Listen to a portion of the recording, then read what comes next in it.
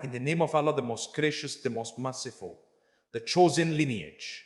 There are families in human history whose stories transcend generations, whose trials become lessons for all of mankind, and whose faith becomes a light that never dims. The family of Prophet Ibrahim is one such family. From his blessed lineage came a chain of prophets, each carrying the torch of divine guidance, each tested beyond imagination, and each emerging from their trials with hearts purified and strengthened by their trust in Allah. Among these luminous figures stands Prophet YAQUB, the grandson of Ibrahim, the son of ISHAQ, and the father of Yusuf. He is also known by another name, a name that would go on to define an entire nation. He is Israel, and his story is one of the most profound in all of prophetic history. In Surah Al-Imran, indeed, Allah chose Adam and Noah and the family of Abraham and the family of Imran over the worlds. The twin sons of ISHAQ. To understand YAQUB, he must first understand the world into which he was born. His father was Prophet ISHAQ, the son of Ibrahim and Sarah, a prophet in his own right, a man of deep faith and gentleness. His mother was Rebecca, a righteous woman from the people of his grandfather's homeland. YAQ was born as a twin, his brother being Esau. And even before their birth, the mother of these two children was given a sign from Allah about the great destiny that awaited one of them. This was not a family of ordinary people. This was the household of prophethood, and from the very beginning showed the qualities that would mark him as chosen. He was drawn to knowledge, to reflection, and to the worship of the one true Allah, while his brother Esau inclined toward the world and its pleasures in Surah Al-Imran. And that was our argument, which we gave Aaron against his people. We raise by degrees whom we will. Indeed, your Lord is wise and knowing. The name Israel and its profound meaning. Among the most significant aspects of the story of YAQUB is the name he was given, a name that Allah himself associated with him and his descendants. The name Israel is understood to mean the servant of Allah, or one who struggles in the way of Allah. And this meaning could not be more fitting for a man whose entire life was a testament to patience, perseverance, and unwavering devotion. In Surah Al-Baqarah, where Allah says, O children of Israel, remember my favor which I have bestowed upon you, and fulfill my covenant upon you, that I will fulfill your covenant from you, and be afraid of only me. The children of Israel were not named after a geographical location or a political entity. They were named after a prophet, a man who embodied the qualities of a true servant of Allah. And in that name was both an honor and a responsibility. Every time this name is mentioned in the Quran, it carries with it the legacy of a man who chose Allah over everything the world had to offer. The journey to his uncle Laban, the life of YAQUB, was one of constant movement, both physical and spiritual. After a period of tension with his brother Esau, which arose from circumstances within the family related to their father's blessing and the customs of their time, YAQUB departed from his homeland and traveled to the land of his uncle Laban in Haran. This journey, though difficult, was the beginning of a new chapter in his life. It was during travels and in moments of solitude and vulnerability that prophets often received the most profound divine guidance.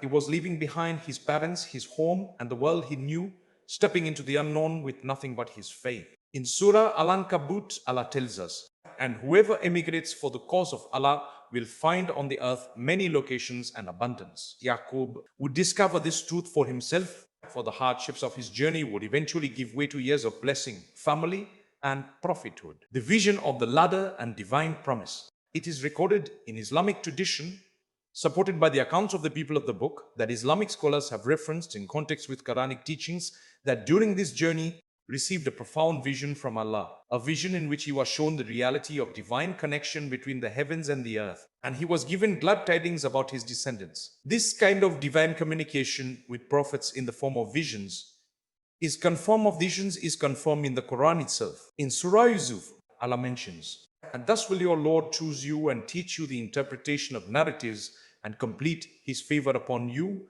and upon the family of Jacob, as he completed it upon your forefathers before, Abraham and Isaac. Indeed, your Lord is knowing and wise. This verse makes clear that the favor of Allah upon the family of YAQUB was intentional, deliberate, and connected to a divine plan that stretched across generations. YAQUB was part of that plan, and the promise given to him was real. The years with Laban and the test of patience. When Yaqub AS arrived in Haran, he found his uncle Laban and worked for him with sincerity and dedication. It was here that he first saw Rachel, the younger daughter of Laban. He agreed to work for Laban for a period of years in order to marry her, a testament to his patience and his willingness to earn what he desired through honest effort rather than through shortcuts or deception. The years he spent working for Laban were years of trial. Laban was not always honest in his dealings, and more than once had to exercise extraordinary patience in the face of unfair treatment. But he remained steadfast, he remained honest, and he remained connected to Allah throughout. In Surah Az-Zumar, indeed, the patient will be given their reward without account. Yaqub would be among those who receive this limitless reward, for his patience would be tested not just during his years with Laban, but throughout his entire life, and he would never waver. The 12 sons and the foundation of a nation. From his marriages, Yaqub AS was blessed with 12 sons, and each of these 12 sons would become the patriarch of one of the 12 tribes that would make up the children of Israel. This was not coincidental. This was the fulfillment of a divine plan that began with Ibrahim, continued through ISHAQ, and now unfolded through Yaqub. In Surah Al-Baqarah, Allah records the moment when Yaqub gathered his sons before his death and asked them a fundamental question, saying, "Oh, were you witnesses when death approached Jacob, when he said to his sons, 'What will you worship after me?' They said, 'We will worship your God and the God of your fathers, Abraham and Ishmael and Isaac, one God. And we are Muslims in submission to him.'" This was the greatest achievement of Yaqub as a father. He raised sons who affirmed their faith in Allah even as their father lay dying. He planted the seeds of Tawheed, the oneness of Allah, so deeply in their hearts that they carried it forward even into the next generation. The special love for Yusuf and the warning of jealousy among the 12 sons of Yaqub, one stood apart in both his character and in his father's heart. Yusuf was blessed from his earliest years with extraordinary beauty, a gentle soul, and a deep connection to Allah. When he was still a young boy, he came to his father with a remarkable vision. He had seen in his dream the sun, the moon, and 11 stars all prostrating before him. Yaqub, as a prophet who understood the language of divine signs, immediately recognized the significance of this vision. In Surah Yusuf, Allah tells us, He said, "O my son, do not relate your vision to your brothers, or they will contrive against you a plan. Indeed, Satan, to man, is a manifest enemy." This was not the advice of a fearful father. This was the instruction of a prophet who understood human nature, who understood the destructive power of envy, and who sought to protect his son from a danger that was very real. Yaqub could see the seeds of jealousy already forming in the hearts of his other sons, and he knew that the divine destiny hidden in Yusuf's dream had to be guarded with care and wisdom. His love for Yusuf was not mere favoritism. It was the recognition of a soul that was uniquely prepared for a great mission from Allah. The greatest trial, the loss of Yusuf. No event in the life of Yaqub would define him more profoundly or reveals the depth of his faith more completely than the day his sons came home without Yusuf. The brothers of Yusuf, consumed by jealousy and resentment, had plotted against him. They took him out into the desert under the pretense of playing, threw him into a dark well, and then returned to their father with a fabricated story. They brought his shirt stained with the blood of a slaughtered sheep and claimed that a wolf had devoured him. But Yaqub was a prophet. He saw through the deception immediately. He knew that his beloved son was not dead, though he did not yet know where he was or what had happened to him. He knew that a shirt torn by a wolf would look very different from what was placed before him. And most importantly, he had the divine certainty in his heart that the vision Yusuf had seen as a child was still waiting to be fulfilled. In Surah Yusuf, Allah records his response. He said, "Rather, your souls have enticed you to something, so patience is most fitting." And Allah is the one sought for help against that which you describe. These words are extraordinary. In the moment of what any parent would consider the most devastating news of their life, Yaqub did not collapse into despair. He did not rage against his sons, though he knew they were lying. He turned to Allah, chose patience, and placed his trust entirely in the one who holds all affairs in his hands. The grief that never faded. What followed the disappearance of Yusuf was decades of grief for Yaqub, a grief so profound and so deep that it became one of the most moving testimonies to the love of a father in all of prophetic history. YAQUB wept so much over the loss of Yusuf that he lost his sight. Year after year passed, and still he did not give up hope. He continued to believe that Yusuf was alive. He continued to pray for his return. He continued to carry the certainty in his heart that Allah's plan was unfolding, even when he could not see it, even when his other sons urged him to move on, and even when he appeared to those around him as a man broken by grief. But he was not broken. He was purified. In Surah Yusuf, when his sons expressed concern over his relentless weeping, YAQUB responded with words that have echoed through centuries of Islamic teaching. He said, I only complain of my suffering and my grief to Allah, and I know from Allah that which you do not know. This is one of the most beautiful statements in the entire Quran. YAQUB was not complaining to his sons, not seeking their sympathy, not wallowing in self-pity. He was pouring out his heart to Allah alone. His grief was a form of worship. His tears were a form of prayer, and his unbreakable hope was a form of the highest tawakkul, complete trust and reliance upon Allah. The shaft that restored sight. After decades of separation, the moment finally came when the divine plan that had been set in motion so many years ago began to reach its completion. Yusuf had risen to become the most powerful minister in all of Egypt. The years of slavery, false accusation, and imprisonment that his brothers had unwittingly set in motion had all been part of Allah's perfect design. When the family of YAQUB eventually came to Egypt seeking food during a time of famine, the reunion that none of them could have imagined began to unfold. Yusuf sent his brothers back with a shirt, his own shirt, and instructed them to place it over the face of their father. In Surah Yusuf, Allah tells us what happened.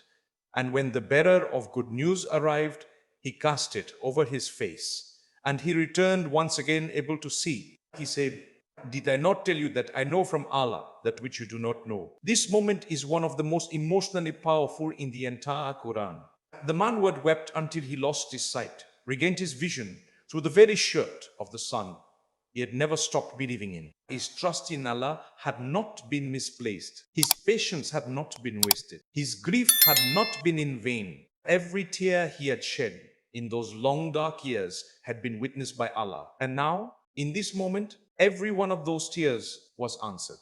The fulfillment of the vision. The family of YAQUB made their way to Egypt, and in a moment of overwhelming beauty and divine completion, the vision that young Yusuf had seen as a child was finally fulfilled. His parents and his brothers all came before him, and in a gesture of love and gratitude, they honored him. In Surah Yusuf, Allah describes this sacred scene. And he raised his parents upon the throne, and they bowed to him in prostration. And he said, O my father, this is the fulfillment of my vision of before. My Lord has made it reality. The father who had believed in his son's divine destiny, who had protected him from jealousy, who had wept for years in patient grief, who had never abandoned his hope in Allah, was now seated in honor beside the very son he thought he had lost forever. This was the reward of tawakkul. This was the reward of sabr. This was the reality that YAQUB had known from the beginning, that Allah's plan is always moving, always unfolding, and always leading towards something far more beautiful than anything we can imagine in our moments of despair. The teachings and legacy of YAQUB, masterclass in the qualities that define a true believer. He taught through his actions, not merely his words. It demonstrated that a father can maintain his faith even when his heart is shattered. He showed that trust in Allah does not mean the absence of grief, but that grief itself can be directed toward Allah in a way that becomes an act of worship. He modeled the importance of wisdom in protecting what is sacred, as he did when he instructed Yusuf not to share his dream with his brothers. He embodied the principle of beautiful patience, a patience that does not complain to creation but pours everything out before the Creator. In Surah Yusuf, Allah summarizes the lesson of this entire family story. Indeed, he who fears Allah and is patient, then indeed Allah does not allow to be lost the reward of those who do good. Feared Allah his entire life. He was patient across decades of trial. And the reward Allah gave him was not just the reunion with his son. The reward was an entire nation, the children of Israel, named after him, carrying the legacy of his faith forward across millennia. In Surah Al-Imran, Allah honors him directly, saying, and we give to Abraham, Isaac, and Jacob, all of whom we guided. And Noah we guided before. And among his descendants, David and Solomon, and Job and Joseph and Moses and Aaron. Thus do we reward the doers of good. YAQUB stands in this role of honor, listed among the greatest prophets whom Allah guided, blessed, and rewarded for their excellence. The passing of YAQUB and his final words, final years of his life in Egypt with his beloved son Yusuf and the rest of his family, surrounded by those he loved, his heart at peace after decades of longing. When the time came for him to return to Allah, he gathered his sons around him and gave them his final testament. Not a testament of wealth or worldly inheritance, but a testament of faith. As Allah records in Surah Al-Baqarah, "Or were you witnesses when death approached Jacob, when he said to his sons, 'What will you worship after me?' They said, 'We will worship your God and the God of your fathers, Abraham and Ishmael and Isaac, one God, and we are Muslims in submission to him.'" With this, the life of YAQUB reached its conclusion. He had lived as a servant of Allah. He had suffered as a servant of Allah. He had been patient as a servant of Allah. And now he departed as a servant of Allah, leaving behind not just 12 sons, but a legacy of Tawheed that would echo through the ages. What YAQUB teaches us today. The story of YAQUB is not merely history. It is a living lesson that speaks directly to every Muslim who has ever experienced loss, grief, separation, or the painful feeling that Allah's plan is hidden from their sight. It teaches us that hope in Allah is never irrational. It teaches us that patience is not passivity, but an active, ongoing, deeply spiritual choice. It teaches us that grief shared with Allah is never wasted. It teaches us that the plans of Allah are always greater than the plots of the envious. It teaches us that a parent's most important legacy is not wealth or status, but the seeds of faith planted in the hearts of children. And it teaches us that no matter how long the night of trial lasts, the dawn of Allah's mercy is always coming. In Surah Az-Zumar, Allah gives us the most powerful reassurance that the story of YAQUB embodies. "Say, O my servants who have transgressed against themselves by sinning, do not despair of the mercy of Allah. Indeed, Allah forgives all sins. Indeed, it is He who is the forgiving, the merciful." YAQUB never despaired of Allah's mercy, not for a single day across decades of trial. And Allah's mercy came to him in full, more beautiful and complete than even he could have imagined. May Allah grant us even a fraction of the patience, the faith, and the beautiful trust in Allah that was the defining quality of Prophet YAQUB Israel, the servant of Allah, peace be upon him.